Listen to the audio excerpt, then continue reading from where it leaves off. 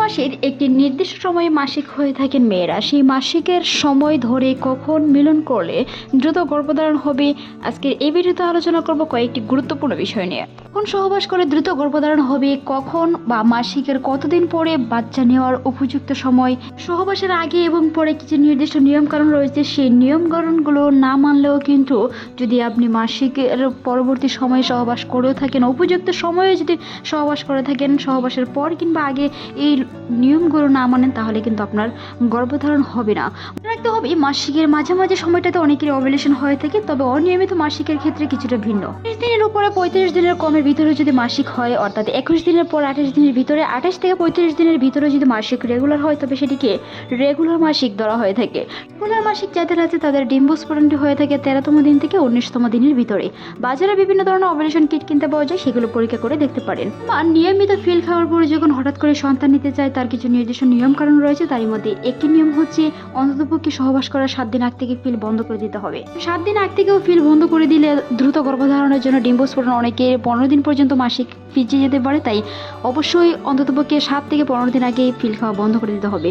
সহবাসের আগে যে নিয়মগুলো সেগুলো হচ্ছে পুষ্টি সমৃদ্ধ খাবার, পর্যাপ্ত পরিমাণে পানি, এমনকি সহবাসের পর যে নিয়ম কারণ রয়েছে সেগুলোর মধ্যে একটি হচ্ছে যেন বীর্য বেরিয়ে না যায়, সেগুলো খেয়াল রাখতে হবে। অনেকে আছেন সহবাসের পর পরে ফ্রেশ হতে চলে যান, যার কারণে বীর্য বেরিয়ে যায়, দ্রুত গর্ভধারণ হয় না। যদিও আপনি ডিম্বস্ফোরণ হয় বা সন্তান নেওয়ার উপযুক্ত সময়ে সহবাস করে থাকেন, সেই ক্ষেত্রেও কিন্তু যদি বীর্য বেরিয়ে যায় তাহলে কিন্তু গর্ভধারণ হবে না।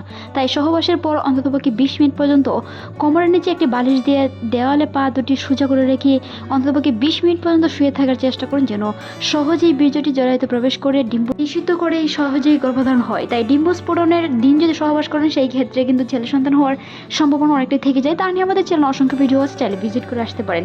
মনে রাখতে হবে অবশ্যই শুক্রাণু যেন ডিম্বাণুকে নিষিদ্ধ করতে পারে।